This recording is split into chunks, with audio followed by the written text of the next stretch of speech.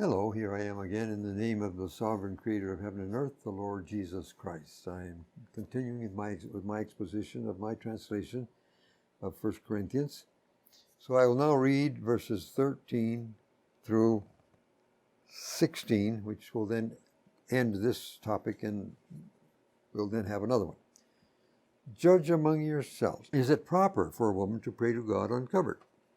Does not nature itself teach you that if a man has long hair, it is a dishonor to him? But if a woman has long hair, it is a glory to her, because that hair has been given for a covering. But if anyone desires to be contentious, neither we nor the congregations of God have any other practice. And this goes back to the question of whether this is a tradition, whether this is question of culture, or whether it is a matter of a commandment from God, that if you disobey it, it is a sin. I take it that this is not a commandment from God. It is a case of tradition. Does not nature itself teach you? Well, nature teaches some people something and teaches other people other things. Verse 16. If anyone wants to be contentious, neither we nor the congregation of God have any other practice. The impression I have here is that at that moment, Paul was appealing to what was happening. But I take it that he does not say that this is a divine commandment to which to disobey would qualify as sin. Disobeying God's command is sin. Disobeying a tradition, I say, is not. However, it does have consequences. I think not so much eternal consequences, but it certainly has consequences as to how you get along with the congregation. If the congregation believes one way and you insist on doing it some different way, you're going to have trouble. You're not going to be well received by the congregation. So there is the question of consequences. Going on now, he talks about the Lord's Supper. I'll read verses 17 through 22. Now in giving the following instruction, I do not praise you, since you are not coming together for the better, but for the worse. Because, to begin, I hear that when you come together in an assembly, there are divisions among you, and I partly believe it. For there would really need to be factions among you, so that the approved ones may be recognized among you. So when you come together in one place, it is not to eat the Lord's Supper. Because in eating, each one tries to get his meal first, and one goes hungry while another gets drunk. Now really, do you not have houses to eat and drink in? Or do you despise God's congregation and humiliate those who have nothing? What shall I say to you? Shall I praise you in this? Indeed not. Apparently, back in those days, they would have sort of like a communal meal. Perhaps you have seen this. Most of our churches, we have communal meals now and again. Everyone brings, sort of like a potluck. Everyone brings something. And, there are those people who like to be first in line, and they just pile it on the plate. They really heap it up. Well, often there's enough to go around, and nowadays, so no one goes hungry. But apparently back in those days, it didn't always go around, and some people, as a matter of fact, went hungry. But of course, that was not the point of the Lord's Supper at all, as he's going to make very clear. But what does he mean here by the factions and people being approved? Well, unfortunately, just as there are social levels in society, there are also social levels in the church. That's true. There are people who are more important, there are people who are less important. And often that has to do precisely with their social position outside. People who are rich and well off are generally looked up to more than people who are not well off. And of course, in order to be able to define certain people as being better than other people, then you have to have criteria for doing that, factions, whatever, in order to be able to know who is who. Well, I don't know if Paul is being a little bit ironic here. Maybe not. But I can say that we can understand that God does not want that sort of thing in the congregation. There may be levels of society out in the world, but that should not exist within the congregation. Now, this thing about each one getting his meal first, we'll see what it says in verses 33 and 34 below when we get there. But of course, in verse 22, he makes the obvious point. Now look, don't you have houses to eat and drink? Look, take your meal at home before you come to the church, the congregation. Because doing it, and the big cheeses get the lion's share, and then the poor people are humiliated because they don't have anything. No, not good. Do I pray? No, indeed, I do not.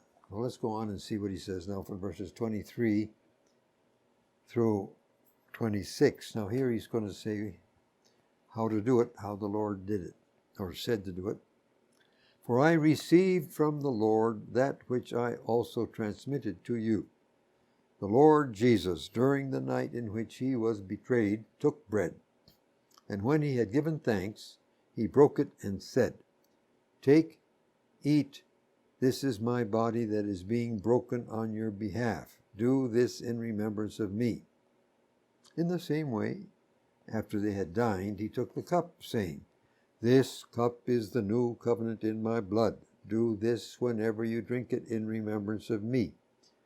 For whenever you eat this bread and drink this cup, you proclaim the Lord's death until he comes. Notice that Paul is claiming revelation. He's saying that he got this directly from the Lord. I received from the Lord. That's what he said. Now, during the night, that was up there. That was in the upper room that last night. Take, eat. This is my body that is being broken. Unfortunately, the eclectic text currently in vogue omits take, eat, following 8.3% of the Greek manuscripts, and omits also broken, following 2% of the manuscripts. And of course, your modern versions do the same, unfortunately. This is my body that is being broken on your behalf. The tense here is present tense, is in the process. That is what was happening to Jesus. He was in the process of being broken. That he was taking in all that would happen. Do it in remembrance. The cup. The new covenant in my blood. The new covenant. It's a new covenant. You can go back to Jeremiah 31, also I believe has to do with that. Whenever you eat this bread and drink this cup, you proclaim the Lord's death. Where did Jesus die? He died on the cross. So this is talking about his physical death on the cross. That's what it's all about. And we're doing this until he comes. We are declaring that Jesus lived, as a matter of fact, as a historic being, that he did, as a matter of fact, physically die on the cross. That's what we're saying. Those are historic facts. Those happened. He died. He shed his blood. We are proclaiming that. He goes on now in verses 27 through 30. I'll read just that much now. So then, whoever eats this bread or drinks the Lord's cup unworthily will be guilty of the body and of the blood of the Lord. But let a man examine himself, and then let him eat of the bread and drink of the cup. Because he who eats and drinks unworthily eats and drinks judgment to himself, not distinguishing the Lord's body. Because of this, many among you are weak and sick, and a good many have died. This is not without consequences. Because the Lord's Supper, as we call it, is proclaiming the Lord's death, we have to be very careful how we participate. He says, if you do this unworthily, You will be guilty of the body and of the blood of the Lord. Therefore, we need to examine. It says here, each one examines himself. It's not, the pastors don't examine people. Each person is supposed to examine himself. The pastors don't know what's going on in everybody's heart. Only God knows that. Furthermore, the Lord's table does not belong to the church. It belongs to the Lord. It's the Lord's table. It's not the Baptist table or the Presbyterian table or someone else's table. It's the Lord's table. He who eats and drinks unworthily eats and drinks judgment to himself.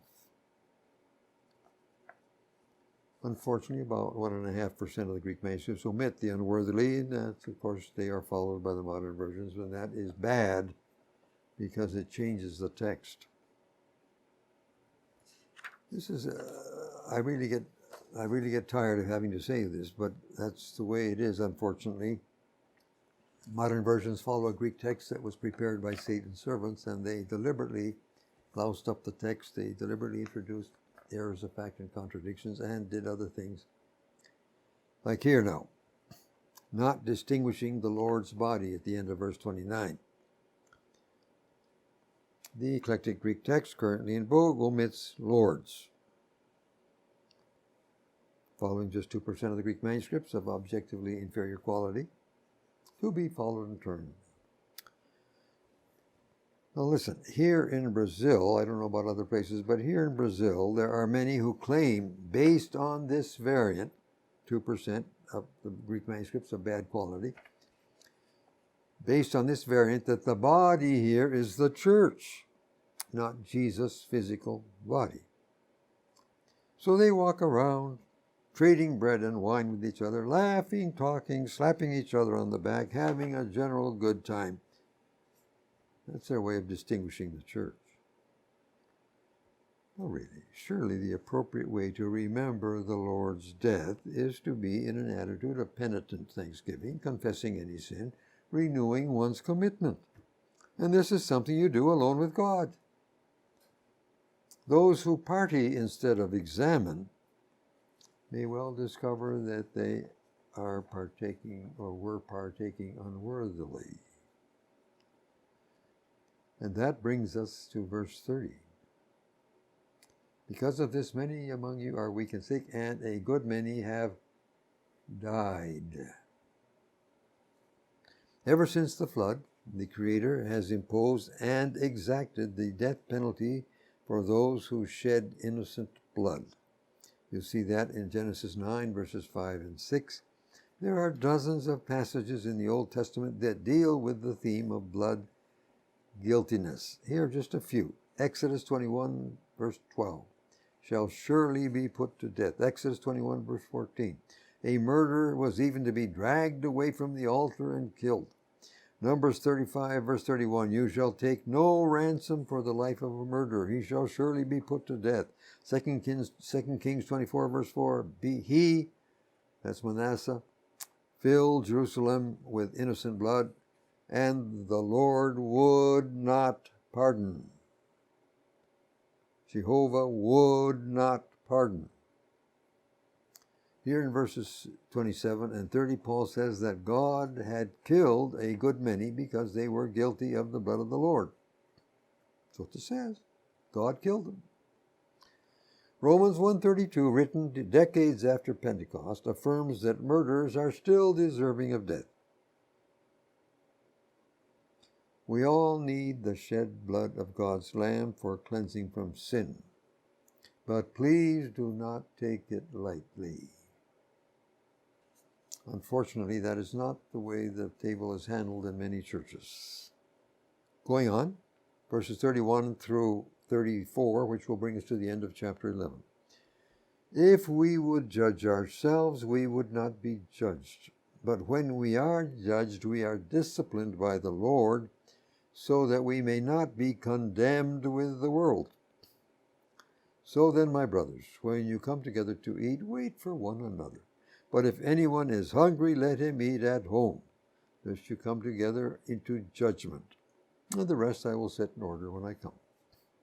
Remember Hebrews chapter 12 and verse 6. Whom the Lord loves, he chastens, scourges every son that he receives. So, if we judged ourselves, God would not have to judge us. God would not have to punish us. God would not have to beat on us. But when we do not judge ourselves, and God is obliged to do that, he does that as a matter of discipline, hoping to avoid a final condemnation with the world.